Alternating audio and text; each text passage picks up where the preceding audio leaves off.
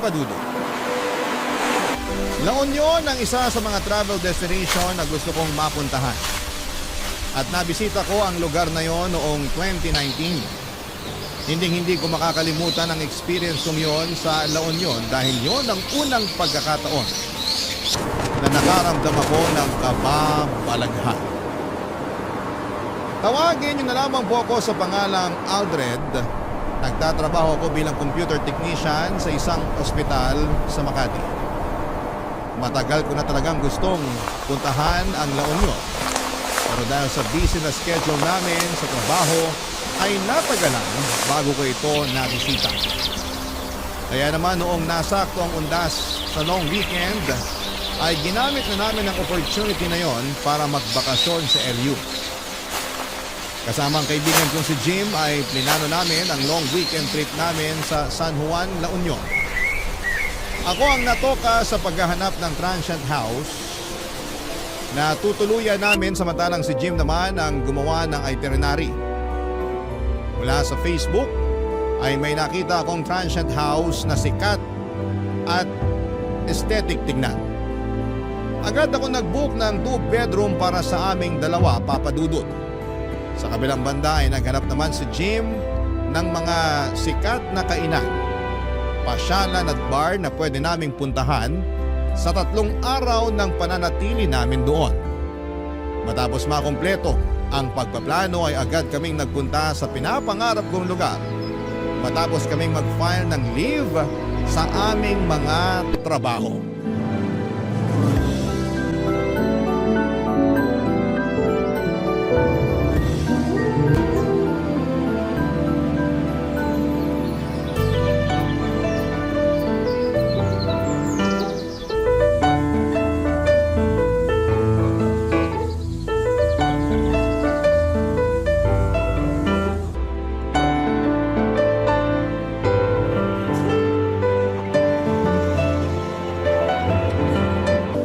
Anong sabi ni Aldred? Nasaan na raw ba siya? Nandito na raw. Mababa na ng sasakyan. Tagal naman. Ang usapan, 8:30 ng umaga nandito na dapat sa bus terminal. Pero mas nauna pa ako kaysa sa inyong dalawa. Maaga pa naman. Oh, siya na ba yun? Nasaan? Ayun oh, yung nakaputi na may dalang maliit na luggage. Oo, siya nga. Aldred! Nandito kami! Nandyan pala kayo. Kanina pa ako naghahanap. Anika, nandito ka rin pala. Ihatid mo ba si Jim? Hindi niya ako ihahatid. Kasama siya sa atin. Talaga? Oo, nung nalaman ko pupunta kayo ng LU, nag-leave din kagad ako sa trabaho. Mabuti nga pinayagan ako kahit na last minute yung abiso ko. Nice! Mas marami, mas masaya. Excited na nga ako Last month, dun din galing yung mga katrabaho ko. Nakakaingit nga kasi hindi ako nakasama. Kaya nga talagang sinabi ko rito kay Jim na sasama ako sa inyo anuman ang mangyari. Ayoko nga sana kasi for the boys lang dapat tong lakad natin na to. Kaso mapilit tong si Anika Anong gusto mo? Ikaw lang magsaya? Di pwede yun, no? Maganda nga yun Kasi at least may kahati na tayo sa gastos. Ay nako, kahit sa akin na yung accommodation kung gusto nyo. Ay teka, may nahanap ka na bang matutuluyan natin doon? Oo, nakapag-book na ako. Maganda yung lugar. Sakto kasi 2-bedroom yung nakuha ko. Kaya may kanya-kanya tayong privacy. Alam ko namang sinadya mo yun. Para kung sakaling may makilala kang babae, dun mo iuuwi. Loko, ayaw lang kitang makatabi sa pagtulog. Kasi malakas kang humilik. Asus! Kalusot pa. Ano pang ginagawa natin? Bili na tayo ng ticket. Nakabili na kami. Nung nakita naming maraming tao kanina, pumila na kagad kami habang inaantay ka namin. Oh, ticket mo. Salamat. Anong oras naman tayo aalis? Alas 10 yung susunod na trip. Nagkaubusan na rin yung pang alas 9 biyahe. Mukhang maraming magbabakasyon ngayon. Mukha nga. Long weekend din kasi. Sakto, may 30 minutes pa tayo. Ano, breakfast na kaya tayo? Wala pa akong kain mula kagabi. May kainan ba rito? Sa tingin ko walang kainan na malapit dito Mag-order ka na lang online. Hindi ka nagsabi. Dumaan kami kanina sa fast food bago nagpunta rito. Di sana nakapag-takeout kami para sa'yo. Nahuli ako ng gising Baka hindi na makahabol kapag online pa ako nag-order. Bibili na lang ako ng biskwit. Ay, wait lang. May burger pala ako rito sa bag. Hindi ko nakain kanina kaya tinake out ko na lang. Oh, sa'yo na lang to. Salamat. Kumakalam na talaga si Kumura ako eh. Oh, habang kumakain ka dyan, hanapin na kaya natin yung bus natin para may sakay na yung mga gamit. Oh, ayan na yung bus natin. Nasa likod mo. Ah, ito ba yun?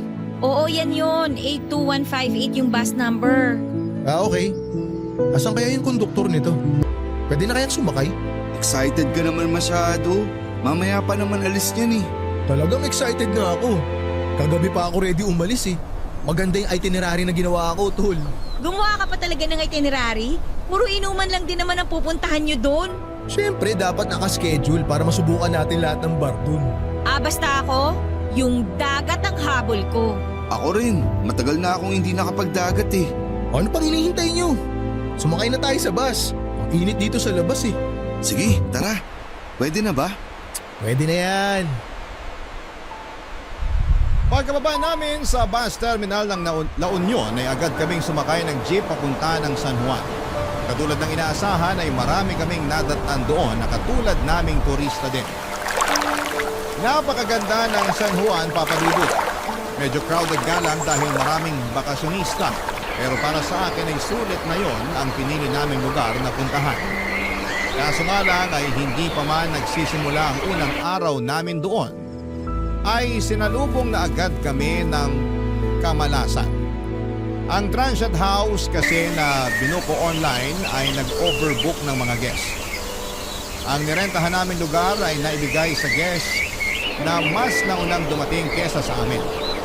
Nagreklamo kami dahil wala na kaming ibang matutuluyan noong araw na yon. Pero wala nang ibang ginawa ang namamahala ng transient house kundi ang humingi ng tawad. Agad kami naghanap ng available na lugar na matutuluyan pero dahil dagsa ang mga turista, maging ang pinakamahal na hotel doon ay fully booked na. Sinubukan din namin maghanap sa mga karatig bayan pero maging doon ay naubusan kami ng swerte. Pagod, kulang sa tulog at mainit ang ulo. Muntik nang masira ang bakasyon namin dahil sa mga nangyari. Pero kahit na ganoon ay hindi ko hinayaan ang pagkakataon para lamang masayang ng isang pagkakamali. Ipinagpatuloy namin ang original plan namin. At kahit bitbit ang mga maleta namin ay pinuntahan namin ang mga lugar na plano naming puntahan, Papadudut.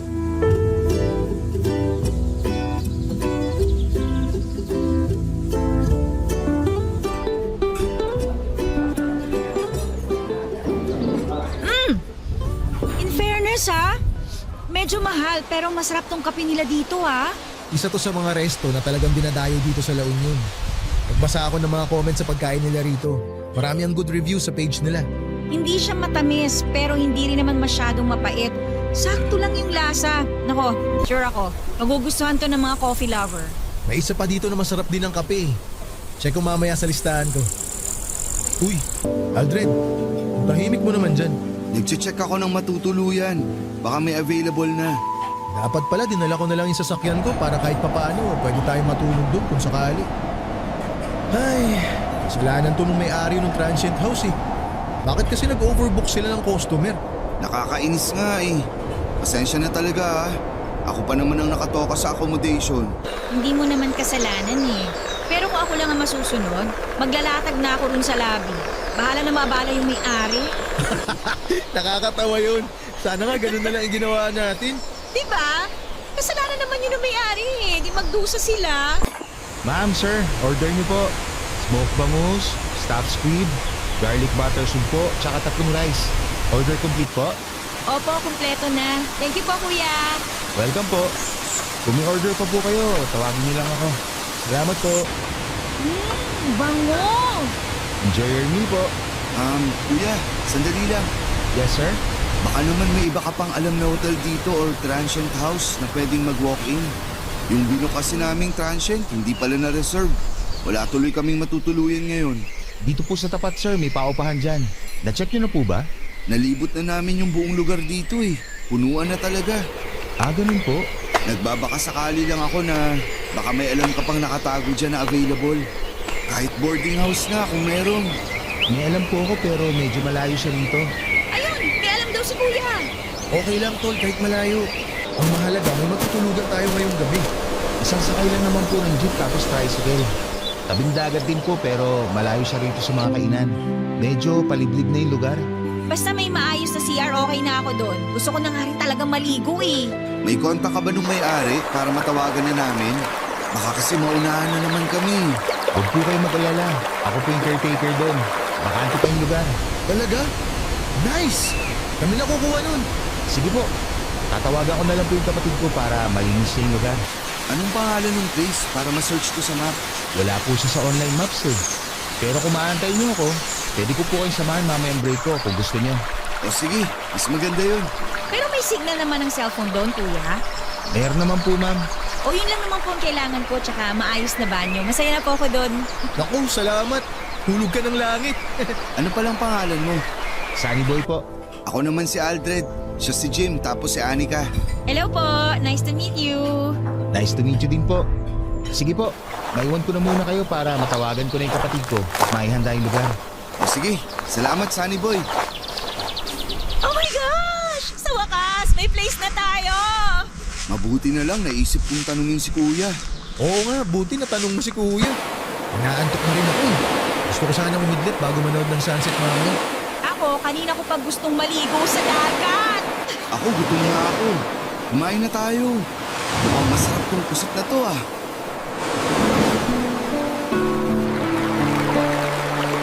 Papadudol sinamahan kami ni Sunny Boy sa Transient House na tinutukoy nito sa kalagitnaan ng kanyang break. Medyo looban nga ang lugar at malayo sa kabihasnan.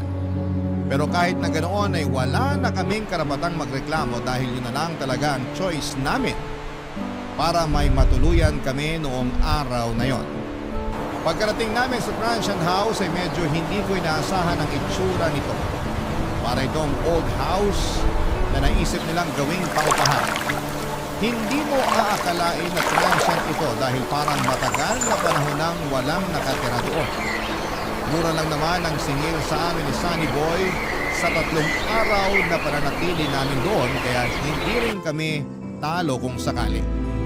Bukod sa itsura nito ay wala na akong ibang maipipintas sa lugar. Malinis naman ito, maganda at bago ang mga gamit sa loob. 3 ang kwarto at malinis din ang CR at ang kusina. May mga nakahanda na ring likuan, may TV at meron ding aircon ang bawat kwarto. Nakahinga kami ng sa wakas ay meron na kaming matutuluyan at masusunod na namin ang plano namin. Kaso nga lang, pagpasok ko sa bahay na yon ay biglang bumigat ang pakiramdam ko.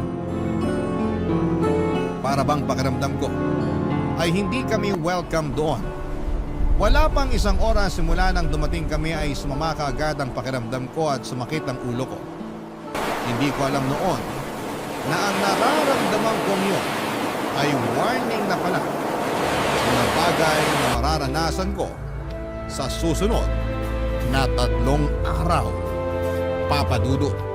Barangay Love Stories. Barangay Love Stories. Pinagabihan matapos na makapagpahinga ay agad kong ininom ang gamot na dala ni Anika. Sa unang gabi namin sa San Juan ay hindi pwedeng hindi namin masubukan kaagad ang nightlife doon. Isang kakilala ni Sunny Boy ang kinontrata namin ng 3 araw para gamitin ang tricycle nitong pansundo sa amin pauwi at papunta sa mga lugar na bibisitahin namin. Maganda ang nightlife sa San Juan, Papa Dudut. Puno ito ng musika, sayawan, pailaw, at bawat isa sa mga tao doon ay masayang kasama. Nawala ang nararamdamang kong bigat sa ulo noong sa wakas ay naranasan ko na rin ang dati lang ay napapanood ko sa social media. Ang nakakatuwa ay sa tabing dagat ito nangyari. Pagkatapos ng inuman at sayawan ay nagkaroon ako ng chance na maupo sa dalampasigan at pagbasdan ang kalangitang puno ng mga bituin habang sabay na pinapakinggan ang malakas na music sa background at huni ng mga dalulong sa dagat. Dahil hindi nga maganda ang pakiramdam ko ng gabing yun, ay mas maaga akong umuwi kesa kina Jim at Anika na nooy nag-e-enjoy pa sa pagsayaw at pag-inom. Kinonta ko ang tricycle driver para magpasundo pa uwi sa transient house namin. tahimik ng lugar ng mga oras na yon. Pagkarating sa transient ay agad akong binalot ng panlalamig. Muling nanumbalik ang bigat na nararamdaman ko, pati na rin ang sakit ng aking ulo. Dahil nakainom ay agad akong dumiretso sa kwarto ko para magpahinga. Ilang oras lang ang lumipas ay nabulabog ako sa mga malalakas na yabag sa labas ng kwarto ko. Naisip ko na baka sina Jim at Anik lamang yon na kakauwi lang galing sa gimigan, kaya hindi ko ito pinansin. Maya-maya ay malakas na sunod-sunod na katok ang narinig ko mula sa labas ng pinto ng kwarto. Agad akong bumangon para buksan ito para hugot pero sinalubong ako ng katahimikan. Lumabas ako para kumuha ng iinom sa kusina at saka nagpunta sa kwarto nila Jim at Anika para saan humingi ulit ng gamot. Pero nung tingnan ko ang kwarto nila ay walang tao doon. Mag-isa lamang pala ako sa transient house ng mga oras na yon. At kung kanino galing ang mga yabag at katok na narinig ko ay hindi ko na alam. Papagulit.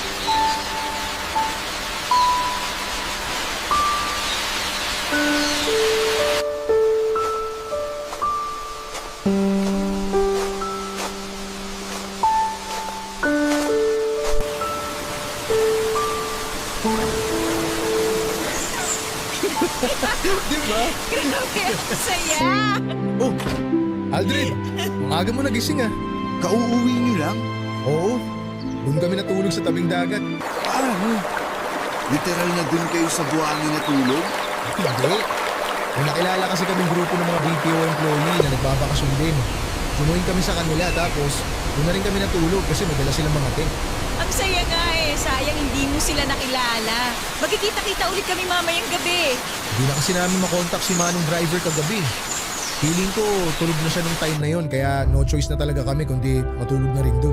As in, hindi kayo umuwi? Hindi. Kakauwi lang namin since kagabi. Bakit?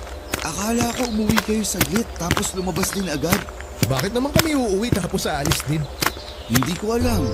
Kagabi kasi, habang natutulog ako, may mga yabag ako narinig sa labas ng kwarto ko. Akala ko kayo yun. Hindi kami yun. Uy, Aldred. Huwag mo ako tinatakot ng ganyan.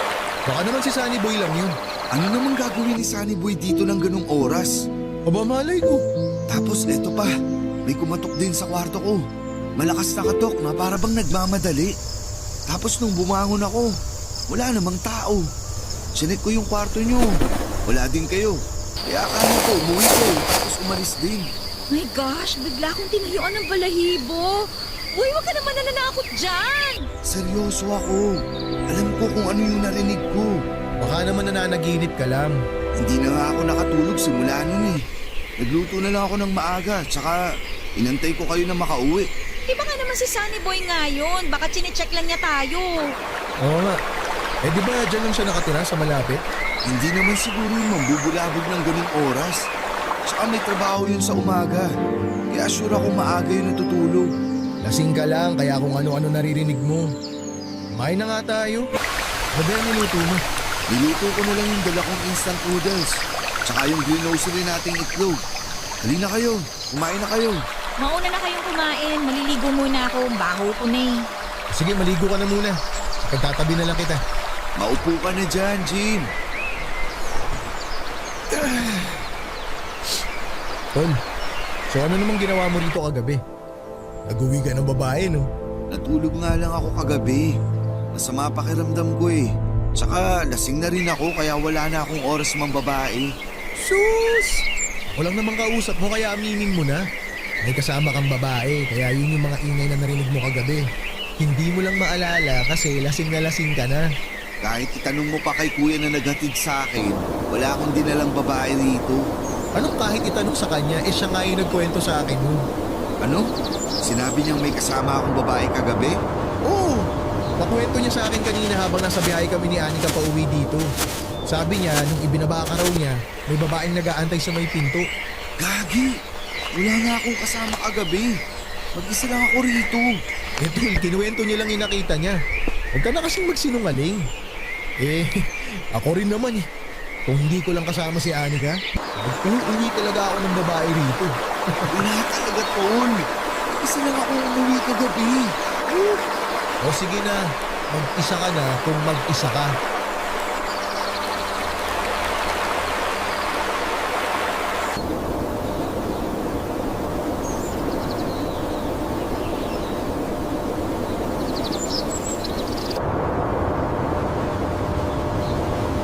Papadudot maniwala kayo sa akin, wala talaga akong kasamang umuwi ng time na yon. Wala rin akong nakitang babae sa transient house namin katulad ng sinabi ng tricycle driver na naghatid sa akin. Basta ang alam ko lang ay totoo ang mga narinig ko ng gabing yon at hindi ako nananaginip. Kinahaponan ay nagpunta naman kami sa mga tourist destination sa La Union. Binisita namin ang bahay na bato, ang Machu Temple at nagpunta rin kami sa casino para maglaro. Pagsapit naman ng gabi, ay muli kaming nag-bar hopping. Hindi ko alam pero tuwing nasa labas ako ay bigla na lamang nawawala ang sakit ng katawan ko. Pero kapag nasa transient house ako, ay para bang ang bigat-bigat ng pakiramdam ko. Sa second night namin ay sina Jim at Anika naman ang maagang umuwi dahil pareho raw silang pagod. Alam kong gusto rin nilang magkaroon ng quality time na dalawa kaya naisip kong magpaiwan na muna. Ipinagpatuloy ko ang pag-inom sa huling bar na pinuntahan namin hanggang sa nagsara ito. Pagsabit naman ng alas 3 sa madaling araw, ay hindi ko na makontak ang tricycle driver na magsusundo sa akin kaya naisip kong mag-commute na naman. Sumakay ako ng jeep at pagkababa sa lugar ng transient namin ay nilakad ko na lamang ito papadudot dahil wala akong maantay na tricycle na pwedeng sakyan. Walang masyadong ilaw sa daanan papunta sa transient namin. Habang pauwi, pakiramdam ko noon ay may kasama akong naglalakad. Kung hindi lang ako lasing noon ay baka kumaripas na ako ng takbo papunta sa bahay. Pagkarating sa transient ay may nadatnan akong tao sa may sala. Patay ang ilaw. Pero kahit madilim ay alam kong si Anika yon dahil nakasuot ito ng puting dress na mahaba. Tumambay na muna ako sa sala. Umupo sa upuan sa harapan niya.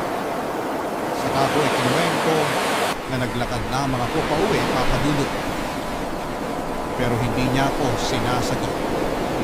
Saglit ako nag-scroll online para mag-Facebook habang nagpapahinga at nung napansin kong hindi umiimik yung kasama ko ay nabaling ang tingin ko sa kanya. Doon ko lamang napagtanto na hindi si Anika ang kasama ko. Isa itong matanda na straight ang pagkakaupo at diretsyong nakatingin sa akin. Lubog ang walang kulay nitong mga mata. Kulubot ang mukha niya at mahaba ang kanyang buhok. Napakaripas ako ng takbo at agad na nagpunta sa kwarto nila Jim para humingi ng tulong.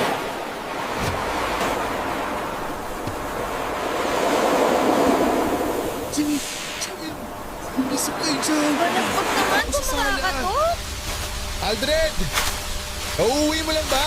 Bumangon ka dyan! May matanda sa sala! Matanda? Anong matanda pinagsasabi mo? May nakita akong matanda sa sala! Bakit ba ayaw niyong bumangon dyan? Teka nga, babe. Buksan ko na yung pinto. Ang ingay mo naman, Aldred. Ano bang meron? Asan yung matanda sinasabi mo?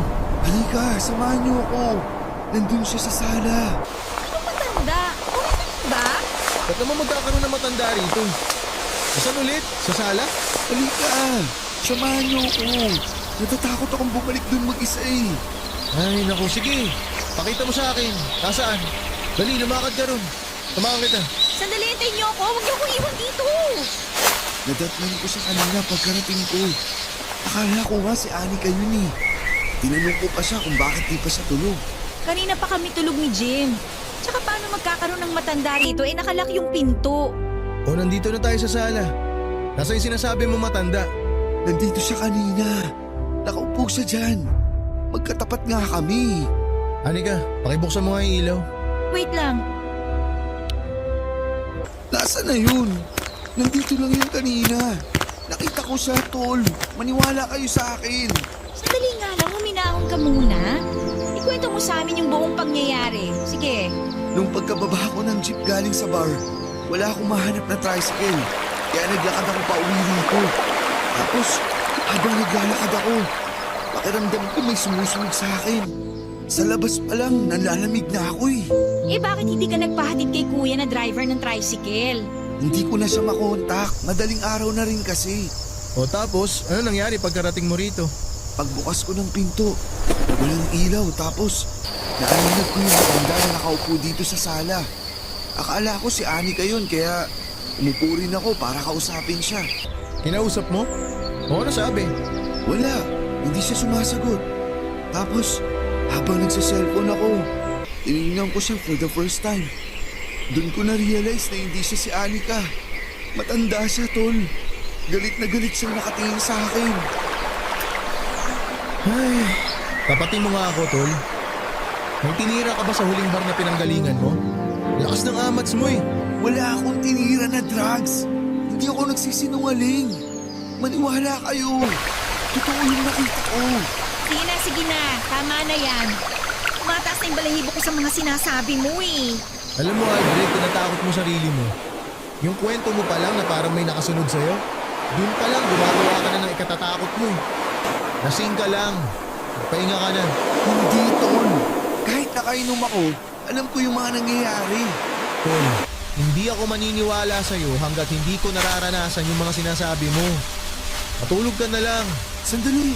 Pwede bang sa inyo na lang muna ako matulog? Natatakot ako eh. O sige, kung ka lang sa lapag ha. Samahan mo ako sa kwarto. Kunin ko lang yung kutsyon ng kama ko ron. Ay, para ka namang bata eh. Ayan na. Salamat.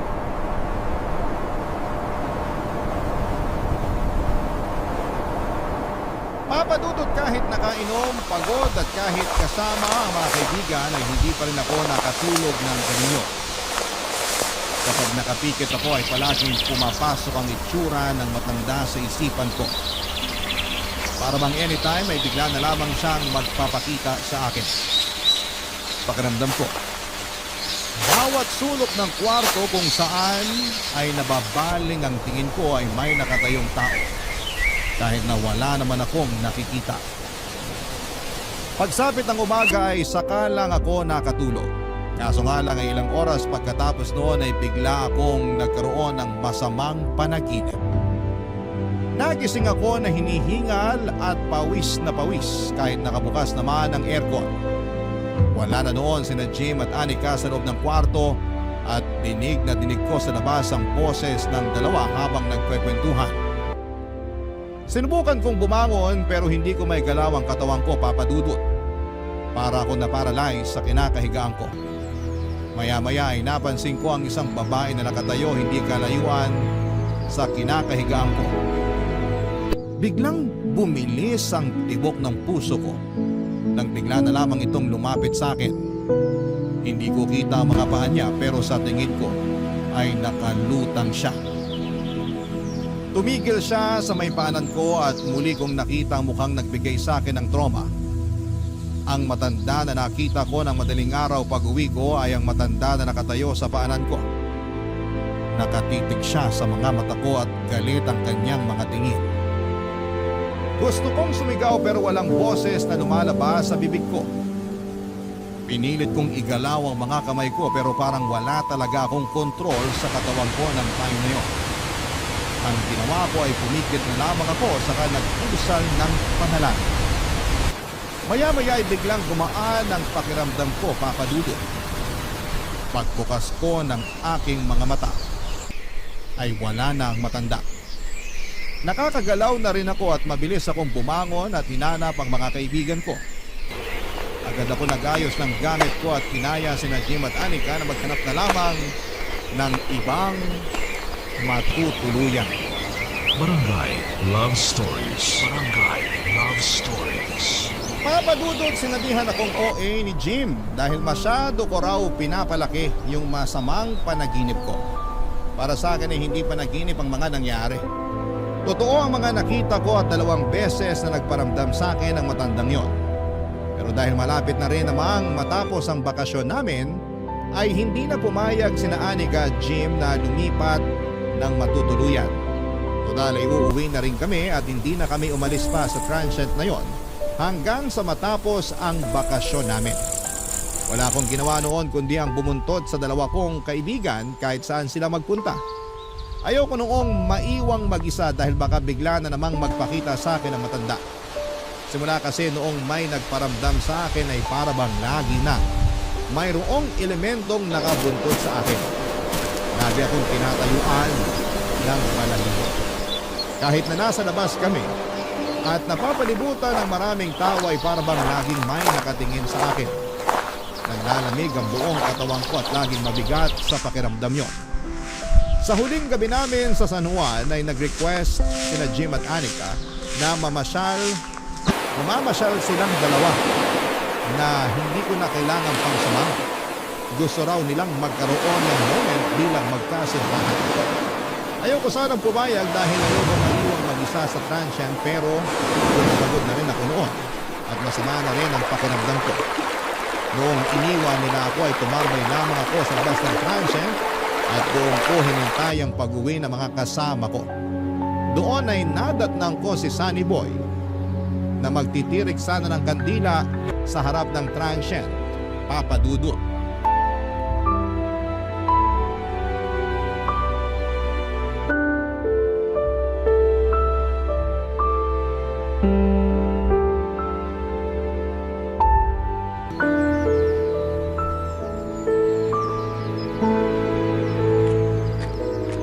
Oh, sir, hindi ata kayo namasyal ngayon ah. Hindi na.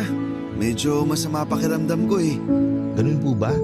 Sayang naman yung pagpunta nyo rito kung hindi nyo masusulit. Nasulit ko naman na kahit paano. Marami kaming pinuntahan, kaya siguro napagod na rin tong katawan ko. Nasaan po pala yung mga kasama nyo? Hindi ba 3 kayo? Lumabas silang 2. Nag-date bago kami bumalik sa Manila bukas.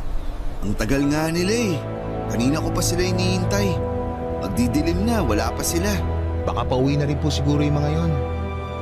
Sir, pwede bang pausog kayo ng konti ng pwesto? Magtitirik sana ako ng kandila dyan sa inuupuan nyo eh. Ganun ba? Teka, tatayo na ako. Salamat po. Bakit ka magtitirik ng kandila dyan?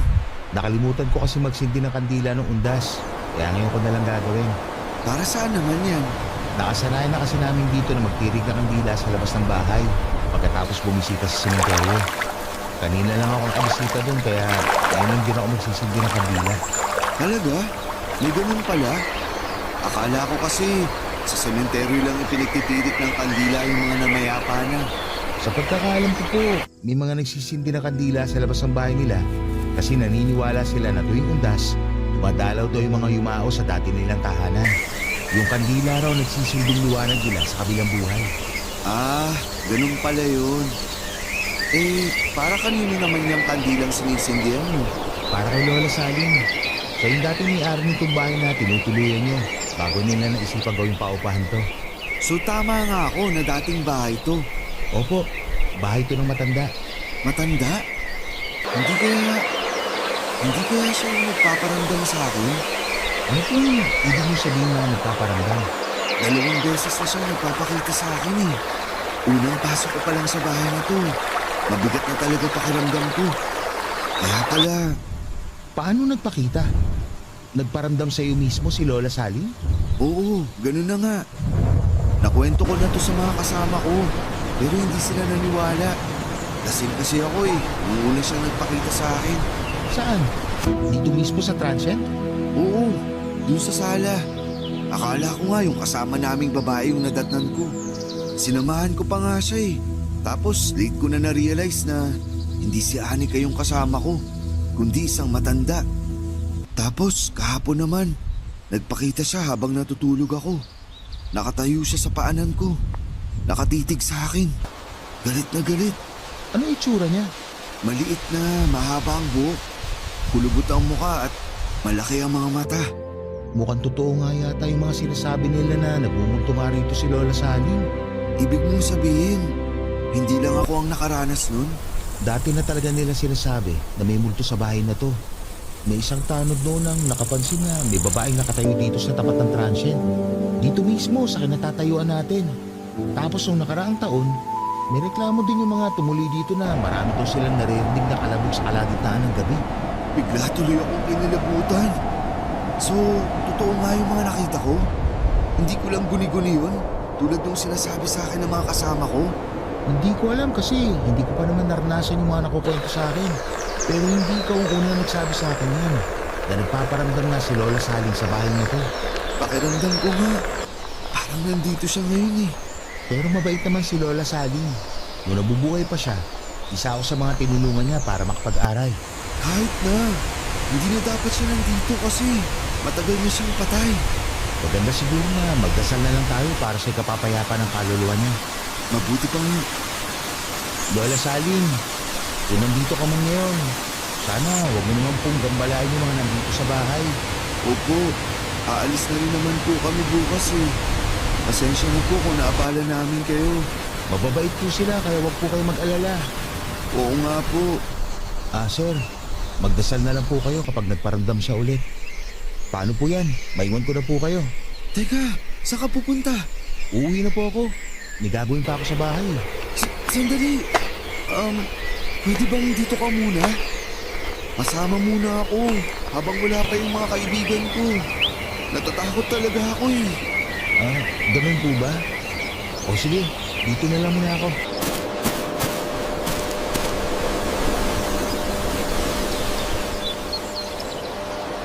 Habang wala pa sina Jim at Anika ay sinamahan ako ni Sunny Boy sa transient house. Noon ay naikwento niya sa akin ang naging buhay ni Lola Saling nung nabubuhay pa siya. Kilala na pala na haunted ang transient na tinuluyan namin kaya walang masyadong umuupa doon na tao. Hindi nagpapaniwala si Sunny Boy sa mga multo dahil hindi pa raw niya ito nararanasan. Pero kahit na ganoon ay hindi niya pinagdudahan ang mga kwento ko sa kanya. Simula nung namatay si Lola Saling ay si Sunny Boy na raw ang naging caretaker ng bahay. Wala yung kamag-anak sa Sunny Boy si Lola Saling. Ang mga anak nito na may kanya-kanya ng buhay ay naisipang ibenta na lamang ang bahay at lupa noong namatay ito dahil wala naman ang titira doon. Pero naisip ng isa sa mga anak nito na gawin na lamang paupahan ng bahay para sa ganoon ay may kitain sila Sunny Boy bilang caretaker. Si Sunny Boy ang nagpapaayos ng dating bahay ni na Lola Saling para gawin itong transient. Noong una ay naging maayos naman ito, Papa Dudut. Maraming turista ang tumuloy sa naturang transient, pero noong nagsimula na nga ang mga kabalaghan doon, ay unti-unti rin humina ang kita nito.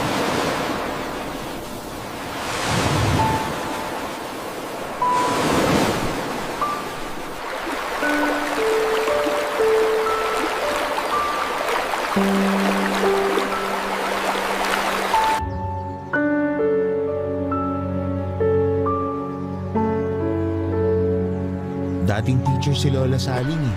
Kaya medyo may pagkamasungit siya, saka istrikta. Pero sa amin mabait siya. Kami na yung tinuring niyang anak simula nung nagsialisa na ang mga anak niya. Ilan ba ang anak ni Lola? 4 silang lahat. Yung 2 nakatira na sa abroad. Yung 2 naman nasa Manila. Siya na lang mag-isa na iwan dito noon. Yung asawa niya. Maagang nabiyuda si Lola Saling. Bata pa lang daw yung mga anak niya noon nung na-aksidente ang asawa niya sa daan. Ang totoo niya, itong transient na to unang naipundar nila mag-asawa. Kaya alam ko kung gaano kahalaga ang bahay na to para kay Lola Saling. Noon ngang nalaman kong plano nilang ibenta tong bahay na to, nagikot ako eh. Mabuti na lang, naisipan nila tong gawing transient. Pero medyo luma na rin kasi itong bahay. Nasabi mo di ba na wala nang masyadong umuupa rito? Oo, medyo matumal na. Malayo din kasi ito sa sentro eh. Minsan, yung mga nagiging customer namin eh, yung wala na talaga matuluyan katulad ninyo. Pero sa tingin mo, bakit naman kaya nagpaparamdam si Lola Saling sa mga tao? Hindi kaya may gusto siyang ipaiwatig? Hindi ko alam. Hindi rin naman kasi siya nagpaparamdam sa akin eh. Ni anong klaseng kababalaghan? Wala akong naramdaman sa pamamahay na to. Baka naman ayaw niyang gawing paupahan tong bahay niya. Sabi mo, mahalaga tong bahay na to para sa kanya eh. Baka ayaw niya may ibang tao siya makakita rito. Naisip ko na rin yan. Nung nabubuhay nga siya, galit na galit siya sa mga turista eh. Bakit naman? Kasi nung araw, dyan sa may bukana ng barangay namin, dyan sa may pasukan, may nagtayo ng inuman. Parang bar? Oo. Sumisikot na kasi yung nightlife dito sa San Juan. Kaya isa-isa nagsulputan yung mga bar. Kaya dahil sa bar na naipatayo malapit dito, dumami ang mga tao, mga turista. Galit na galit noon si Lola Sally.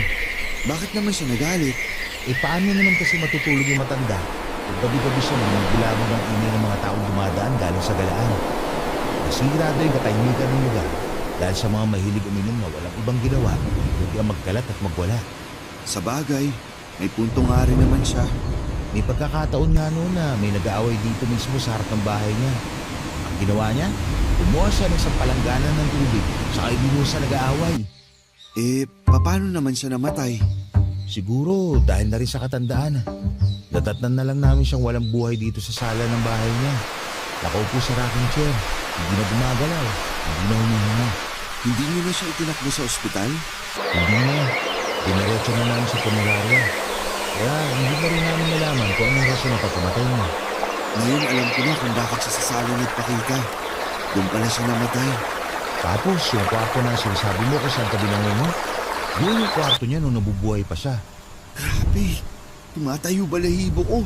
Kaya nga sabi ko, Walang kuryente? Brown out? mukhang wala nga. Sandali, may extra kandila akong naiwan sa labas. Kukunin ko lang. Sandali, tol. Huwag mo akong iwan dito. Diyan lang naman, oh. Teka, ano yun? Nakikita mo ba yun? Ang alin? Yung sa may bintana, sa tabi ng pinto.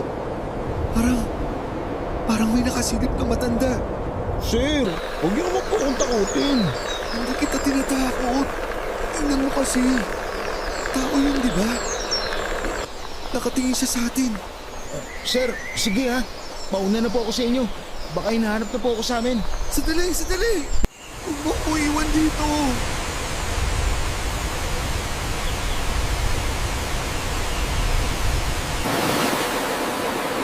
Mga panutot bago kami bumalik sa Maynila ay nagtirik kami ng kandila sa transient para kay Lola Sally. Nanalangin din kami para sa kanyang kaluluwa at humingi ng tawad sa paggagambala sa tahanan niya. Pagkatapos noon ay nagpaalam na kami kay Sunny Boy na noon ay nagsimula na ring matakot sa naturang bahay matapos makaramdam ng kababalaghan. Sobrang lala ng trauma na sinapit ko ng mga panahong yon, sa puntong halos 2 buwan din akong natutulog na bukas ang ilaw. Tumoble noon ang bayad ko sa kuryente dahil bawat sulok ng apartment ko ay nakabukas ang ilaw. Hindi pa rin kasi mawala sa isipan ko noon ang itsura ni Lola Saling noong gabing nagpakita siya sa akin. Paminsan-minsan ay dumadalaw pa rin siya sa panaginip ko. May pagkakataon noon na natatakot ako dahil baka bigla na lamang siyang magpakitang muli. Sa kabutihang palad ay hindi naman naulit ang bagay na yon. Sa paparating na araw ng mga patay, sana'y huwag nating kalimutan ang mga kamag-anak nating na mayapa na. Ito ang araw kung kailan ay dapat nating alalahanin na minsan din natin silang nakasama sa mundong ito. Dito na po natatapos ang sulat ko sa inyo, Papa Dudut. Maraming salamat po at lagi po kayong mag-iingat. Ang inyong forever, kapuso at kabarangay, Aldred. Dear Papa Dudut, mapagpalang araw sa iyo at sa lahat ng mga nakikinig ngayon. Ako po si Ram, 46 years old na sa ngayon at dito na naninirahan sa Tarlac. Mahigit 1 dekada na ako nagtatrabaho bilang land surveyor. At ang kwentong ibabahagi ko sa inyo ay nangyari lamang netong nakaraang taon.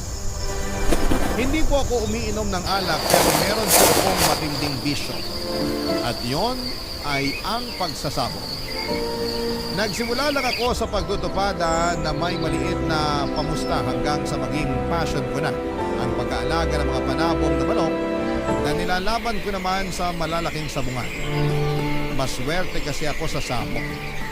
Noong sunod-sunod ng naging panalo ko ay nagawa ko nang makabili ng pangarap kong sasakyan at nakabili na rin ako ng lupang ginawa kong manukan. Sobrang saya ko noong naramdaman ko na malayo na ako sa napakahirap na sitwasyon ko noon. At nang nakaluwag-luwag na ako sa buhay ay hinanap ko ang mga kapatid ko papadudot. Nagkawatak-watak kasi kami noong naglayas ako. Noong naglayas ako ay napadpad ako sa Maynila. Kung ano-anong trabaho ang pinasok ko para makasurvive at mapanindigan na kaya kong mabuhay ng mag-isa.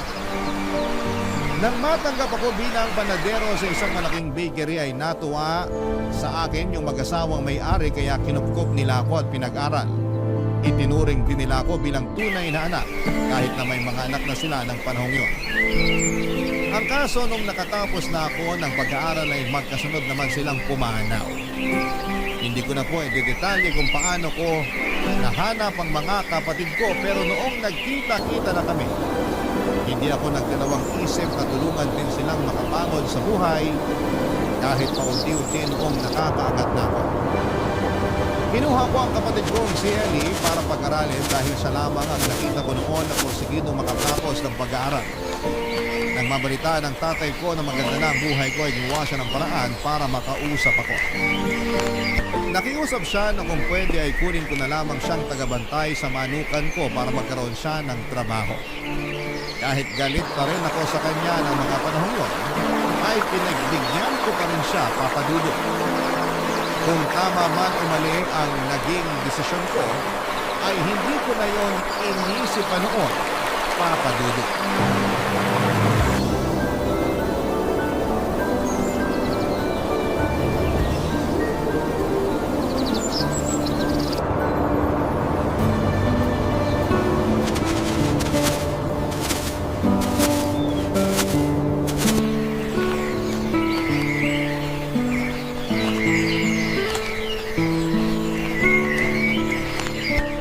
Sigurado ka ba na patitirahin mo si tatay dito sa bahay mo? Hinaan mo yung boses mo, baka marinig ka. Huwag kang mag-alala. Hindi rin yung magtatagal dito. Paano mo naman nasabi, kuya? Kilala ko na siya. Wala siyang tiyaga sa trabaho kaya di rin magtatagal at uuwi na siya ng probinsya. Ilang beses na niyang ginawa yun dati. Saan ba siya nagtrabaho dati? Doon sa factory ni tita ng ube. Nagpakitang gilas lang nung una tapos umalis na. Nawala na ng gana magtrabaho. Kaya pala pumayag ka na magtrabaho siya rito kahit na alam kong hindi pa kayo nagkakaayos. Ginusto niya yan eh. Kung tatagal siya, hindi mabuti. Kung hindi ko nakasalanan yon. Simple lang naman gagawin niya. Hindi naman mabigat na gawain yung pagpapakain ng manok ah. Kung wala nga lang akong bigla ang lakad, ako na rin yung gagawa para hindi na ako magbayad ng tao. Loko ka, kuya.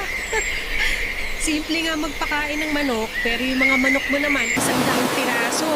Ang tatapang pa. Hayaan mo na. Kapag tumagal siya, baka sakaling magbago isip ko. Pwede naman akong kumuha ng ibang mag-aalaga ng mga manok kung makikita ko lang na kaya niyang patunayan yung sinabi niya magpapakatino siya rito. Nga pala, bahala ka na sa lulutuing ulam mamayang tanghali ah. Ako na lang magluluto ng para sa hapunan. Sige, kuya. Lapitan ko lang muna si tatay. May ibibilin ako bago umalis. O, yung puso mo ha. Kalma lang. Oo na, alam ko naman.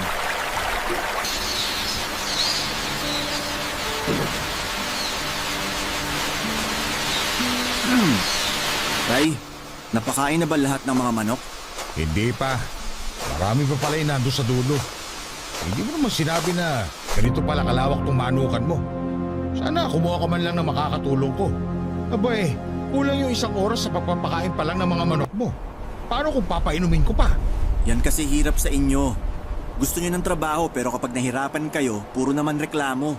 Ram naman, matanda na ako. Akala ko ba, pagbabantay mo lang ako rito? Kung magbabantay lang kayo rito, hindi ko na kayo siswelduhan kasi libre naman kayo ng tinitirhan at libre pagkain na rin. Eh sana sinabi mo man lang na napakarami mo palang manok dito. Ilan pa lang napapakain ko. Pagod na ako. Sabihin nyo na lang kung hindi nyo kayang gawin yung trabaho rito hanggat maaga pa para makakuha ko ng iba. O siya, sige na't papakainin ko na ibang manok. Wala naman ako magagawa.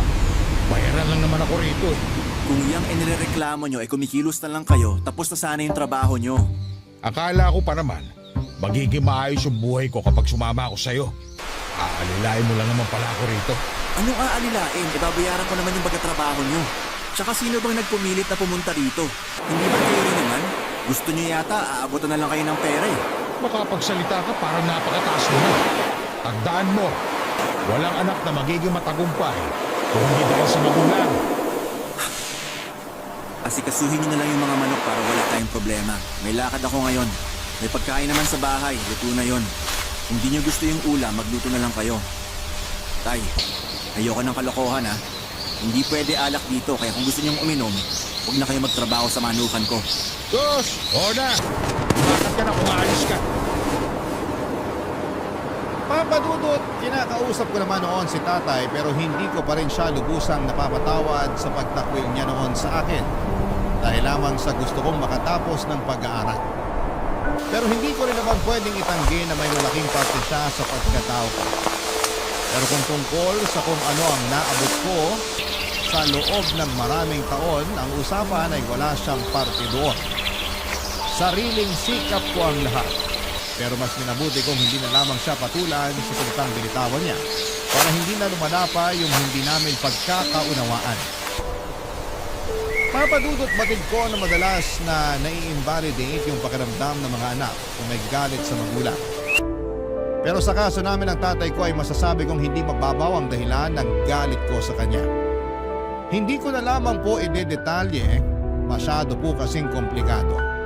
Pero mas lalo pang nadagdagan ang galit ko sa kanya nung inatake ako sa puso na muntik nang tumapos sa buhay ko. Akala ko talaga noon ay mawawala na ako nang sabihin ng doktor na 10% na lamang ang chance na makasurvive ako sa isasagawang surgery sa akin. Kaya bago ko ipasok sa operating room ay inililin ko kay Ellie na kontakin si tatay para ipaalam ang kalagayan ko noon. Pero sa halip na mag-alala sa akin si tatay ay sinabi niya lamang noon na sana raw ay matuluyan na lamang ako at wala na siyang pakialam kung ano man ang mangyari sa akin. Sakalang iyon sinabi ni Eddie sa akin noong tapos na akong maoperahan at mabuti na ang kalagayan ko. Nang makarecover ako ay nagkaroon naman ako noon ng bagong karelasyon na si Mary Ann. Mas matanda siya ng 1 taon sa akin. Naging pasyente rin sa ospital ang tatay niya at nasa parehong ward lamang kami. Kaya kami nagkakilala. Hanggang sa kinuha ko na ang number niya at nauwi sa ligawan ng madalas naming pag-uusap. Hindi ko pa kasama si tatay nung niligawan ko siya. Nang magkaroon na kami ng relasyon ay nakumbinsi ko na rin siya na magsama na kami sa iisang bubong. Papa Dudut.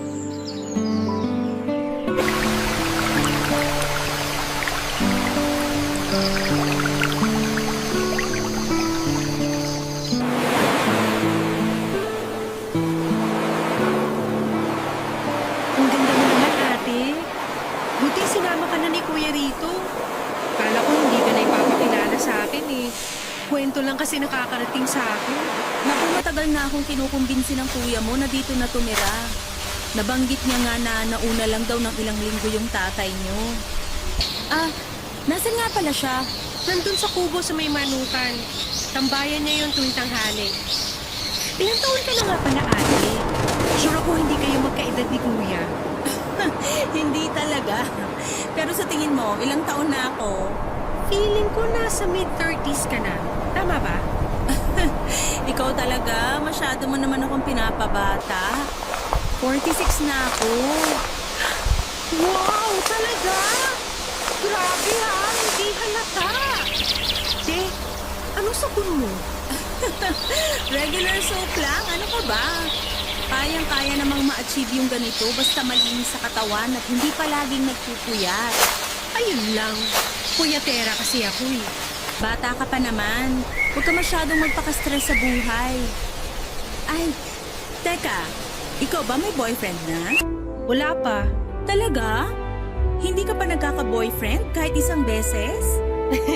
Ate, hanggat hindi requirement sa buhay yung magka-boyfriend, mananatili akong unbothered. Goals muna bago jowa. Ayos yan. Kaya pala tuwang-tuwa sa'yo kuya mo eh. Good girl ka naman pala. Half-half. Minsan kasi, hindi rin kami nagkakasundo ni kuya. May time na napagdadabugan ko siya o kaya hindi kinakausap. Kapag mainit ulo niya, damay lahat. Lalo na pag natalo siya sa sapong. Ay, grabe. Pero kahit ganun siya minsan, mas lamang pa rin yung pagiging mabait niya. Agree naman ako dyan. Lagi ka nga niya kinukwento sa akin eh. Pinagmamalaki ka kaya ng kuya mo. Kaso nga lang daw, ikaw rin yung nagmana ng ikli ng pasensya niya. Pareho daw kayong mainitin ng ulo. Si kuya talaga oh. Nilaglag na pala ako sa'yo. Ay, ate, baka nagugutom ka na. Upo ka na muna. Maghahanda lang ako ng pagkain. Ikaw ba nagluto? Hindi ate, si kuya talaga nagluluto ng pagkain namin kasi maraming bawal sa kanya. Assistant niya lang ako sa kusina. Buti hindi mo iniiwan kuya mo kahit pwede ka na mag-asawa dyan sa edad mo. Hanggat walang mabigat na dahilan para iwanan ko siya, dito lang ako. Alam mo naman yun si kuya? Feeling strong lagi kahit kailangan naman talaga niya ng kasama. Pero ngayon nandito ka na, makakatakas na ako paminsan-minsan. Aba, mukhang close na kayong dalawa. Pinag-uusapan niyo ba ako?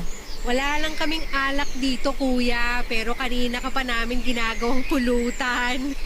Kayo talaga. Ano mahal? Ayos ka lang ba rito? Hindi na ba magbabago yung desisyon mong dito na rin tumira sa bahay ko? Hindi na, mahal. Okay na okay ako rito. Lalo na andito naman si Ellie. May makakakwentuhan ako kapag wala ka. Si Ellie, makakakwentuhan mo? Nako, good luck sa'yo, mahal. Bihira lang dumaldal yan.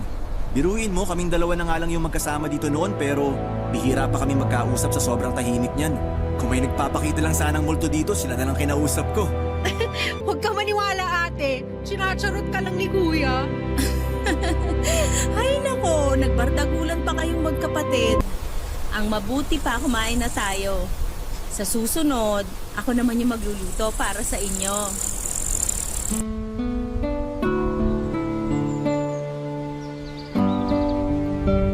Papadudot mula nang dumating si Mary Ann sa bahay ay medyo nabawasan na yung tensyon sa pagitan namin ni tatay.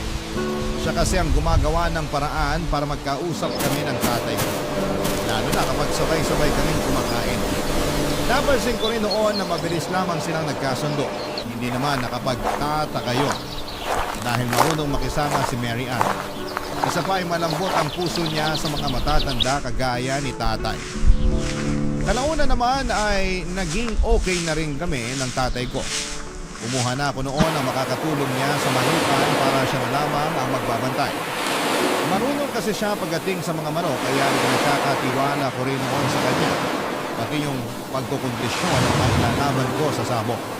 Ang kaso, mag-iisang buwan na sana sa bahay si tatay nang biglang na lamang siyang nawala. Nag-alala kami noon dahil akala namin ay may masama nang nangyari sa kanya. Hindi man lang kasi siya nagsabi sa amin kung may pupuntahan siya. Hanggang sa nabalitaan ko na lamang na bumalik na pala siya sa Ilocos. Hindi na ako nagulat nang malaman ko yon dahil nagawa na rin niya yon sa mga nauna niyang trabaho, Papa Dudut. Pero ang nagpagulat noon sa akin ay noong nalaman ko na may iniwan pala siyang pamilya roon. Itinago ni tatay sa amin ang tungkol sa kinakasama niya at sa 5 nilang anak. Ang masaklap pa noon, 5 taon pa lang ang panganay nila kaya hirap na hirap sa pag-aalaga ng mga bata ang kinakasama niya, Papa Dudut. Gusto kong magalit kay tatay pero hindi ko naman napigilang makaramdam ng awa sa mga anak nila. Kahit kasi pagbalik-balik ta rin pa ang mundo, ay kadugo ko pa rin sila, Papa Dudut. Barangay Love Stories. Barangay Love Stories. Papa Dudut, nagpadala ako ng pera noon para sa mga kapatid ko sa ama. Ipinadaan ko yon sa kapatid ko na naroon lamang din sa Ilocos. Ang problema, nung hindi na ako nakapagbibigay ay nagdemand na ng pera si tatay. Nagalit siya sa akin at ipinamukhang dapat ko rin tulungan ang mga kapatid ko sa kanya. Pero imbis na magbigay ay huminto na ako sa pagpapadala ng pera para matuto silang dumiskarte kung paano bumuhay ng pamilya nila. Aaminin ko na inilihim ko kay Marian ang tungkol doon. Ayaw ko kasing madamay pa siya sa problemang dinadala ko doon. Kaya naman minabuti kong hindi na lamang sabihin sa kanya ang tungkol sa pamilya ni tatay. Ilang buwan lang mula nang huminto ako sa pagtulong sa kanila ay nabalitaan ko naman na isa sila sa mga nasalanta ng bagyo. At gaya ng inaasahan ko ay muling humingi ng tulong sa akin ang tatay ko. Umuwi ako ng Ilocos para makita ang sitwasyon nila, Papa Dudut. Inalok ko sila na doon na muna tumira sa bahay ko pero ayaw pumayag ng kinakasama ni tatay. Kaya ang ginawa ko noon ay hinanapan ko na lamang sila ng pansamantalang matutuluyan habang nasa proseso pa ang application nila para sa pabahay. Si tatay naman ay sinadya kong isama ulit sa Tarlac para bumalik sa pagtulong sa akin sa Manukan. Kumuha na ako noon ang makakatulong niya para hindi siya mabigatan sa gawain. Buwanan ko siyang sineswelduhan para may maipadala siya sa pamilya niya. Mahigpit ang usapan namin na hindi siya pwedeng basta-basta na lamang umuwi. Pero ang hindi niya alam ay ginawa ko talaga yon para mailayo siya ng pansamantala at hindi na madagdagan pa ang anak nila, Papa Dudut.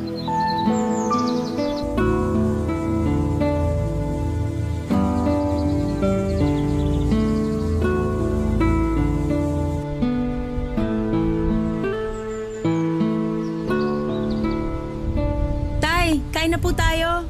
Si Ram at Ellie, nasaan? Si Ram po may pinuntahan lang. Baka mamaya lang andito na yon. Si Ellie naman mamaya pa raw po kakain. Busy pa sa trabaho. Work from home kasi. Kung ganun, tayong dalawa lang pala yung kakain. Naku, sayang. Dami mo pa naman yatang niluto. At mukhang masasarap pa. Si tatay talaga ng bola pa. Aba, hindi ako nang bobola, iha. Mula nga nung dumating ka rito palagi nang napaparami yung kain ko. Mukhang mananaba ako dahil sa'yo. Mabuti nga po yun kasi ang payat-payat nyo na. Kumain lang po kayo ng kumain. Kapag may gusto kayong ipaluto, sabihan nyo lang ako. Napakaswerte talaga sa'yo ng anak ko. Maswerte rin naman po ako sa kanya. Mabait si Ram sa karesponsabling kinakasama. Sana nga po, magpakasal na kami. Hindi ka ba nagsiselo sa mga katrabaho niyang isinasama niya rito minsan? May mga babae ron Ang totoo, nagsiselos din naman po talaga ako. Pero trabaho naman yun Hindi ko naman pwedeng sabihin sa kanya na layuan niya yung mga katrabaho niya kasi nasa iisang team lang sila sa firm. Ako, kung ako sa'yo, babantayan ko siya. Lapitin ang mga babae si Ram. Baka magulat ka na lang. Hindi na pala ikaw yung karelasyon niya. Ano pong ibig niyong sabihin? Wala naman. Masyado lang kasing lapitin ang mga babae si Ram. Pero nakikipaglapit din naman siya, kaya siya nilalandi. Si tatay talaga Friendly lang talaga si Ram. Huwag na po nating pag-isipan ng masama yun. Hindi ko naman siya pinag-iisipan ng masama. Sinasabi ko lang sa iyo yung mga napapansin ko sa kanya. Anak ko si Ram. Hindi ko siya gustong sira sa ibang tao. Lalo na sa iyo na mapapangasawa niya. Buo ang tiwala ko sa anak ni Tay, kaya hindi basta-basta masisira yun. Wala ka na bang naging karelasyon bago si Ram? Meron po, sobrang tagal na. Mga 5 taon na po. Talaga? Natiis mo na hindi ka nadiligan sa loob ng 5 taon? Oh, ayos ka lang? Ayos lang po ako. Nagulat lang ako sa tanong nyo. Mabuti nang diretsahan yung tanong. Pero wala naman siguro masama ron, di ba? Karapatan ko rin naman kilala na napapakasawa na ako. Hindi ko naman po minamasama yung tanong nyo. Pasensya na Tay, nabigla lang po talaga ako. Ayos lang. Pero ano nga bang sagot mo ron? Hindi po ba masyadong personal yun? Oh, sikaw naman. Tatay mo na rin naman ako kahit hindi pa kayo ikinakasal ni Ram. Huwag nyo na pong alamin yun, Tay. Kayo talaga. Kain na lang po tayo. Gusto ko lang naman malaman. Sa nakikita ko kasi sa'yo, mukhang matino ka namang babae. Pero malay ko ba, baka nasa loob ang kulo mo. Po? Kinikilatis lang kita ng mabuti. Ano nga palang trabaho mo? Sa ngayon po, wala na akong trabaho. Kasi pinag-resign ako ni Ram nung nagdesisyon siya na magsama na kami. Bakit? Ano bang trabaho mo dati? Teller po ako sa bangko. Matagal na po ako ron, kaya naisip ko na okay lang din kung mag-resign na ako. Sabi po kasi ni Ram, mas maganda kung magnenegosyo na lang kami. Naku, magnenegosyo kayo. Eh dapat tigilan mo na nila yung pagsasabong. Malas sa negosyo yung sukat. Eh, marunong naman po umawak ng pera si Ram. Yun, nakakaya mo. Baka magulat ka na lang na wala na siyang pera pagdating ng araw. Kilala ko yung anak ko. Hindi ka dapat nagpapadikta sa kanya. Kung ganun, marami pa pala akong hindi alam tungkol kay Ram. Oo, kaya kung ako sa'yo, kilalanin mo muna siya ng mabuti bago kayo magpakasal. Kung may gusto kong malaman, magtanong ka lang sa akin. Marami akong alam. Sige po, buti na lang andyan kayo. Salamat tay ha, kahit di niyo ako anak. Patas niyo akong tinatrato. Aba, siyempre naman. Ang totoo nga niya, kaya kong gawin kahit ano para sa'yo. Hay naku tay, mukhang sa inyo nagmana si Ram. Ganyan na ganyan din po yung linyahan niya. Eh, mas magaling ako sa kanya. Pagaling po saan? Magaling pumorma sa babae. Baka di mo alam, sa edad kong to, kaya ko pang bumingit ng 30 anyos. Ba, lakas nyo, taya. Ano bang sikreto nyo? Simple lang. Kayo ba?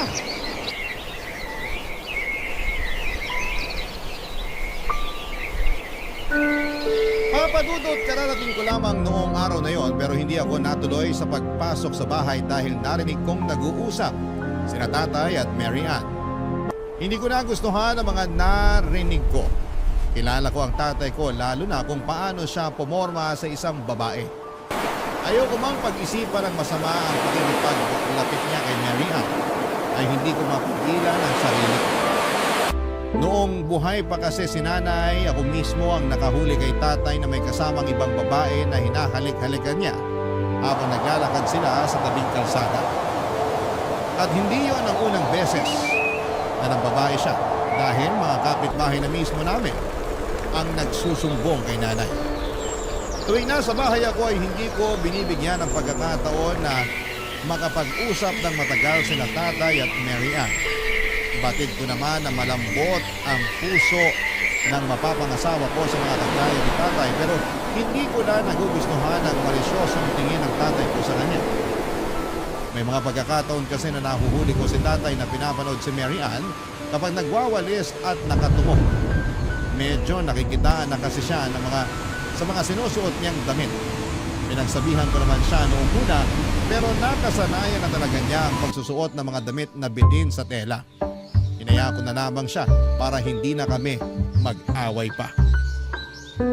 Pero isang araw papadudot ay hindi ko inaasahan ang isinumbong sa akin ng kapatid kong si Ellie.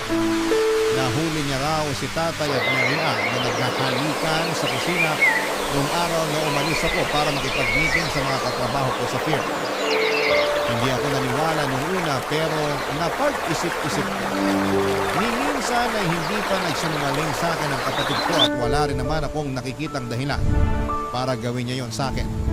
Kaya naman gumawa na lamang ako ng paraan para malaman kung totoo nga ba ang sinasabi ni Ellie, Papa Dudu.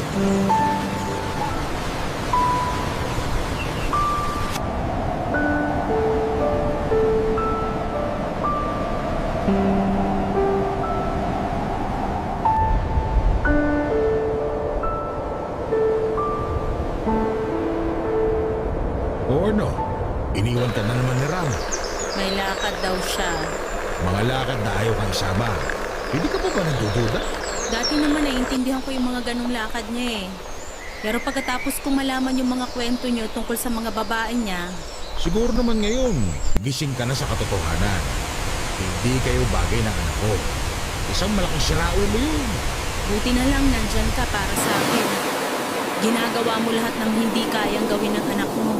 Pera lang naman yung kulang sa akin. Pero lahat, kaya kong gawin para sa'yo. Sana ikaw na lang yung naging mapera sa inyong dalawa. Pinapahirapan ka pa niya sa pagbabantay ng manukan. Dapat pinatatrabaho na lang niya sa iba eh. Sinabi mo pa. Dapat nga, nagpapahinga na lang ako ngayon. Pahilata na lang. Pero hindi. Masyadong walang puso yung anak ko yun. Masyadong mayabang porket nakapagtapos ng pag-aaral. Kala mo pa kung sinong pagalang-galang sa mongero naman. Hayaan na natin siya. Huwag na natin siyang pag-usapan. Bakit naman? Naiinis lang kasi ko lalo sa anak nyo. Sus, ikaw naman. Bakit kasi naaapektuhan ka pa sa mga pambabaliwala ni Ram eh? Nandito naman ako. Ako nang bahalang pumuno sa mga pagkukulang. Kung magpapatuloy itong namamagitan sa atin, hindi ba dapat hiwalayan ko na siya? Huwag muna. Napapakinabangan pa natin siya. Saka nag-iingat naman tayo eh. Mas gusto mo ba na lagi na lang tayong kinakabahan kung may ginagawa tayo rito sa bahay? Paano kung makita tayo ng isa mo pang anak tapos magsumbongin kay Ram? Napaka-loyal pa naman ni Ellie sa kuya niya. Subukan niya lang magsumbong. Dudugo yung muso niya sa kamao ko. Grabe ka naman. Hindi mo naman kailangang saktan si Ellie. Hindi yun matatakot sa akin kung hindi ko sasaktan. Hay nako, kumain na lang tayo. Ayoko nang sakitan na yan. Di na tama yung ganyan eh. Hindi mo kailangan maging mabait kay Ellie. Kapag nalaman nun na may relasyon tayo, kahit kausapin mo pa siya, makakarating pa rin yun kay Ram. Sa bagay, may punto ka. Ay, sige, ikaw nang bahala kay Ellie. Basta labas ako sa gagawin mo sa kanya, ha? Oo naman. Hindi ko tayo kasama. Basta tandaan mo, kapag pwede na tayo magsama, wala na sila magiging lugar sa buhay natin. Kailan pa ba kasi mangyayari yun? Naiinip na ako. Konting tiis na lang. Sa ngayon, magpagamit ka na lang muna kay Ram para makumbinsi siya na mahal mo pa rin siya. O sige. Ganyan ang gusto ko. Sunod agad. Nga pala, kapag aalis si Ram at matatagalan sa pagbalik, sabihan mo ko kagad. Miss ko nang makipaglabing-labing sa'yo. Ikaw talaga, masyado kang mahilig. Pero sige, sasabihan kita agad. Kunwari ka pa. Ikaw rin naman. Kaya nga bagay tayo, hindi ba? Dami mong sinasabi. Kumain na lang kaya tayo. O sige. Nga pala, pwede ba akong magpamasahe mamayang gabi? Ha? Nandito na nun si Ram. Hintayin mo siyang makatulog. Tapos pumunta ka rin sa kubo mamaya. Sige, gagawa ko ng paraan mamaya para makatulog agad si Ram. Kung pwede nga lang sana, doon ka na rin matulog eh. Alam mo naman hindi pa pwede. Baka mamaya mapatay tayo ni Ram kapag nahuli niya tayong magkasama. Hindi, mas galingan pa natin sa pagtatago. Papadudot yun ang usapang narinig ng kapatid kong si Ellie. Pagkatapos noon ay nahuli pa niyang naghahalikan sina Tatay at Mary Ann. Iniisip ko pa lang na may namamagitan sa kanilang dalawa ay halos masuka na ako sa pandidiri sa kanila. Pero higit sa lahat ay galit ang nararamdaman ko para sa kanilang dalawa, Papa Dudut. Tinulungan ko si Tatay pati ang pamilya niya pero hindi ko akalain na siya rin pala ang ahas na tutuklaw sa akin. At si Mary Ann, nakala ko pa naman noon ay matino siyang babae pero madali rin naman palang makuha ng iba. Masakit yon para sa akin, Papa Dudut. Dahil habang magkarelasyon kami ni Mary Ann, minsan ay hindi ako nagkaroon ng ibang babae. Kahit na malapit ang tukso ay hindi pa rin ako bumibigay dahil iniisip ko na ikakasal na kami. Sa totoo nga lang, pwedeng-pwede na ako maghanap ng ibang babae at palitan na lamang siya ng kaya pang magkaanak. Pero hindi ko ginawa yun kasi mahal ko si Mary Ann.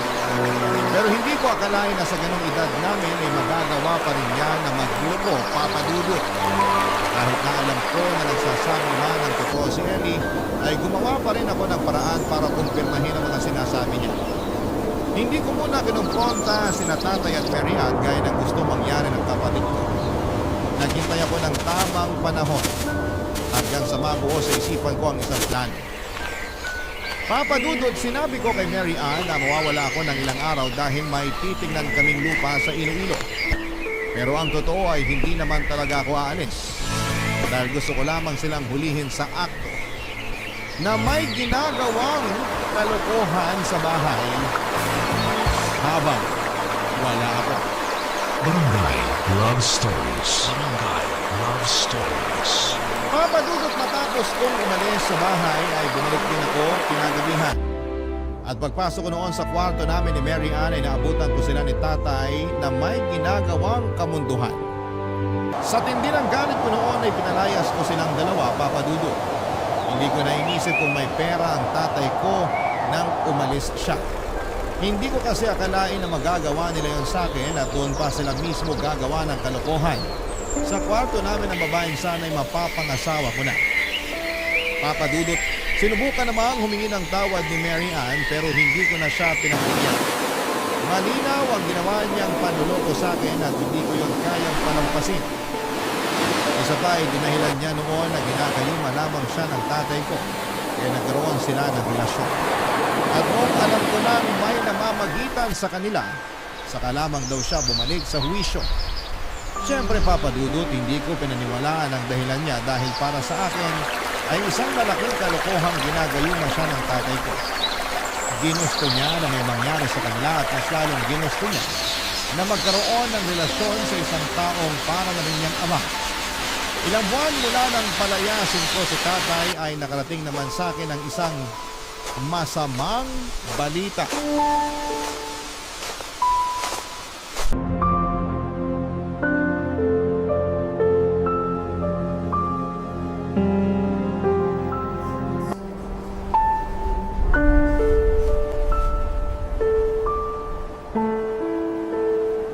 Buti nakapunta ka. Salamat sa tulong mo. Ginawa ko lang to kasi magulang ko pa rin si tatay. Pero hindi ibig sabihin na patawad ko na kayo sa ginawa niyo sa akin. Maniwala ka, hindi ko naman talaga mahal yung tatay mo. Nadala lang ako sa pinapakita niyang malasakit sa akin. Anong tingin mo sa ginagawa ko sa'yo? Hindi pa ba malasakit yon? Kulang pa ba? Hindi naman sa ganun, pero minsan kasi nararamdaman ko na parang hindi na ako mahalaga sa'yo. Kahit minsan hindi mo ako sinama sa mga lakad mo. Seryoso ka ba? Alam mo naman kung gaano ka-importante yung mga lakad ko, di ba? Hindi naman ako kung saan-saan lang pumupunta, Mary Ann. Para sa trabaho yun at hindi kita pwedeng isama kasi may mga pinag-uusapan kaming confidential. Mahirap bang intindihin yun? Gusto ko lang namang maramdaman na parte pa rin ako ng buhay mo. Kailan ko ba yun hindi na iparamdam sa'yo? Kahit nga pagod na ako sa trabaho, naglalaan pa rin naman ako ng oras, di ba? Eh ano yung sinasabi ng tatay mo na may babae ka? Yan kasing hirap sa'yo eh. Masyado ka nagpapauto kay tatay. Natural, kursunada ka niya. Kaya bibilubin niya yung ulo mo para masira yung tiwala mo sa akin. Pero lagi kang may kasamang mga babae sa trabaho mo. Ikaw na mismo nagsabi, trabaho, di ba? Ano sa tingin mo yung gagawin namin sa oras ng trabaho? Marunong ako makisama. Pero alam ko kung paano inuwala yung trabaho sa personal kong buhay. Kaya kahit maghubad pa sila sa harapan ko, ikaw pa rin yung iniisip ko. Kaya lumalayo ako sa tukso. Pero wala eh. Nagpaloko ka sa tatay kong babaero na noon pa. At hindi ko nakasalanan kung masyadong marumi ang utak mo, kaya madali ka niyang nauto. Ang sakit mo namang magsalita. Pinahal lang kita ng sobra, kaya ako nagkaganito. Hindi. Hindi ka nagmahal ng sobra. Sadyang naghahanap ka ng iba kasi hindi ka makontento sa akin. Hindi ka pa nakahintay. Ikakasal na tayo, di ba? Mas magaan pa nga sana to sa akin kung sa ibang tao na lang eh. Pero tatay ko pa. Tatay ko pa, Mary Ann. Alam ko kung anong ginawa ko. Kung hindi na tayo magkakaayos, edi wag na tayo mag-usap. Masasaktan lang tayo sa mga maririnig natin. Bakit? Ayaw mo bang marinig mula sa akin kung gaano kakaruming babae? Tatay ko pinatulan mo. Ano bang nakita mo sa kanya? Wala. Paanong wala? Nagkarelasyon nga kayo. Kung ano man yung nagustuhan ko sa kanya, hindi mo na yung kailangan pang malaman. Kung ayaw mo na sa akin, kawalan mo yun. Ibang klase ka rin eh, no? Ikaw na yung nagkamali, ikaw pa yung mayabang ngayon. Sa ginagawa mo ngayon, hindi ka pa ba nagyayabang? Nakakaumay kang kausap. Dahil ginusto mo yung pakikipagrelasyon mo kay tatay, sige, panindigan mo. Kahit may pamilya nang naghihintay sa kanya sa Ilocos. Ha? Anong sinabi mo? Oo, may pamilya na siya. At dahil paniwalang-paniwala ka sa kasinungalingan ni tatay, wala ka na ring magagawa kahit magsisi ka pa. Bakit naman ako maniniwala sa'yo? Alam kong gumaganti ka lang, kaya mo sinasabi yan. Kung ayaw mong maniwala, siya na mismo yung tanongin mo. Total siya naman yung mas pinaniniwalaan mo, di ba? Kaya sige, bahala ka na. Tingnan ko lang kung hindi ka magsisi kapag ikaw na mismo yung makakaalam kung sino sa amin yung nagsasabi ng totoo. Papa Dudut, kahit itanggi ni Mary Ann ay alam kong nasaktan siya sa mga nalaman niya. Ayaw niya lang ipahalata ang totoong reaksyon niya sa takot na mapahiya sa harapan ko. Alaunan nga ay nalaman na rin niya na may pamilya na si tatay na naghihintay sa Ilocos. Matapos yun ay nakipaghiwalay na si Mary Ann at bumalik na lamang ito sa poder ng mga magulang niya at nagpa siyang maghanap ng bagong trabaho para makabawi sa kanila.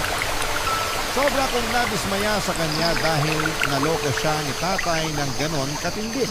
Kung hindi lang yun nangyari, kasal na sana kami at masaya pa rin nagsasama. Aminin ko may nararamdaman pa rin ako para kay Mary Ann ang panahon na yon, pero hindi na yung sapat para makipagbalikan pa ako sa kanya. Sa kabila ng galit ko ay nagawa ko pa rin tulungan si tatay hanggang sa makalabas na siya ng ospital. Hindi ko naman siya kayang pabayaan na lamang dahil wala rin namang kakayahan ng mga kapatid niya na tulungan siya. Sinagot ko ang lahat ng gastos at inihatid ko na rin siya sa pamilya niya sa Ilocos. Pero nininaw ko na hanggang doon na lamang ang kaya kong gawin para sa kanya bilang anak. Sa susunod na may mangyari sa kanya o sa pamilya niya ay hindi nila ako maaasahan pa, Papa Dudut.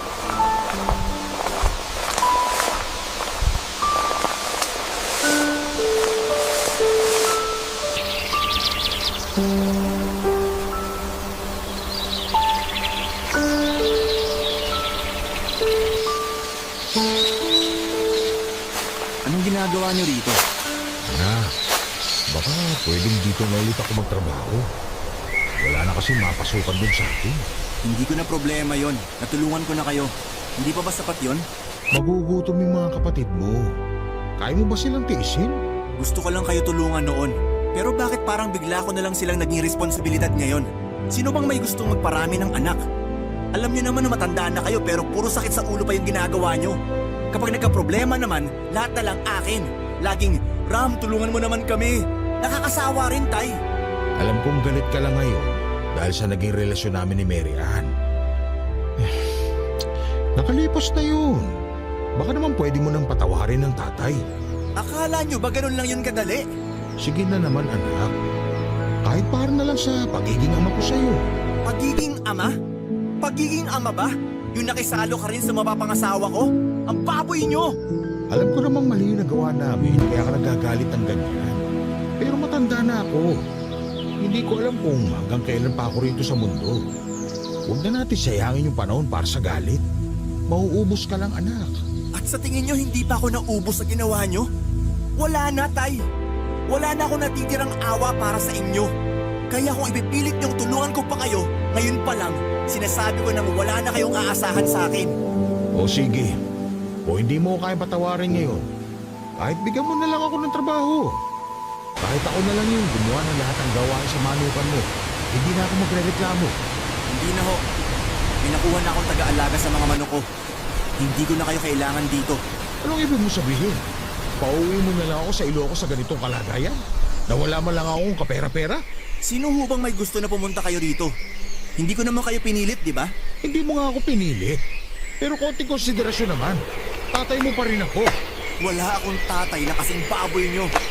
Kaya kung ayaw nyong magkagulo pa tayo rito, umalis na lang kayo. Oh, Tay, anong ginagawa niyo rito? Ano pa? E binanghihingi na naman ng tulong. Trabaho naman yung hinihiling ko ah. Hindi ho ba kayo nakakaintindi? Tay, umalis na lang kayo. Baka mamaya sumama pa yung pakiramdam ni Kuya dahil sa inyo. Aya sige. Magkampihan kayo magkapatid. Total, pareho naman kayong mayabang. Akala mo kung sino? Alam ko naman po na wala kayong magandang sasabihin sa akin. Pero yung ginagawa niyo kay Kuya Ram, sobra na kayo eh. Sa dami ng naitulong sa inyo ni Kuya, nagawa niyo pa siyang traitor rin? Hindi ko kailangan ng panunumbat mo. Sino ka ba para pakinggan ko? Wag na kayong babalik dito. Hindi na kayo katanggap-tanggap kahit bilang bisita ko na lang. Diyan na nga kayo. Wala naman pala ako mapapala rito. Buisit!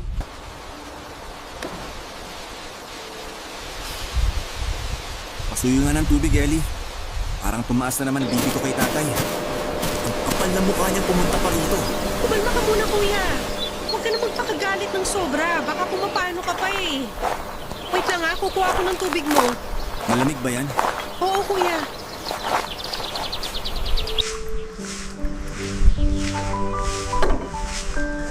Oh, okay na ba to? Kapag kulang pa, kukuha na lang ako ulit. Ayos na to. Salamat. Nga pala, Kuya. Tumawag si Ate Mary Ann sa akin kahapon. Ano, kumusta ka? Huwag ka na makipag-usap, Ron. Baka gamitin ka pa para makipag-ayos ulit sa akin. Pagod na ako sa mga kagaya niya. Pasensya ka na, kuya. Kung nandito lang ako kanina, hindi ko na sana pinapasok si tatay para hindi na kayo nagkasagutan. Hayaan mo na yun. Basta ayoko na siyang makita.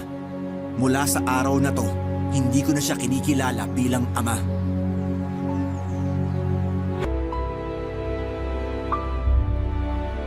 Papadudot nung okay pa kami ni Mary Ann ay may mga pagkakataon talaga na pinag-aawayan namin yung pagsiselos niya sa mga katrabaho ko. Hinahanap niya ang mga ito sa Facebook at ini-stalk para malaman kung palagi ko silang kinikita. Noong may nakita siyang bata sa picture na in-upload ng katrabaho ko ay inaway niya ako at pinagpilitang anak ko ang batang yon, ngunit ang katotohanan ay pamangkin lamang yon ang katrabaho ko. Kaya naman kahit gusto kong patawarin si Mary Ann ay marami akong napagtanto sa pagsasama naming dalawa. Hindi magiging maganda ang samahan namin sa pagiging selosa at mapaghiganti niya sa isang bagay na hindi ko naman ginagawa. Tungkol naman kay tatay ay nadala lamang ako ng galit sa sinabi kong hindi ko na siya tinuturing na ama. Hindi ko naman kasi mabubura sa pagkatao ko na siya ang tatay ko. Pero kung tungkol sa pagpapatawad ang usapan ay hindi ko alam kung kailangan kong kakayaning patawarin si tatay o kung dapat ko pa bang gawin yon para sa kanya. Papadudot masyado pa pong mataas ang emosyon ko hanggang ngayon. Kaya hindi ko alam kung dapat ko pa bang patawarin ang tatay ko sa kanya. Gusto ko po sana hingin ng pagkakataon ito para hingin ng payo ng mga tagapakinig ninyo, lalo na sa mga nakakaranas na rin ng pinagdadaanan. Hanggang dito na lamang po ang aking kwento at maraming salamat po Papa Dudut at sa lahat ng bumubuo ng Barangay LS. The best po kayong lahat. Ang inyong forever kapuso at ka-barangay, Ram.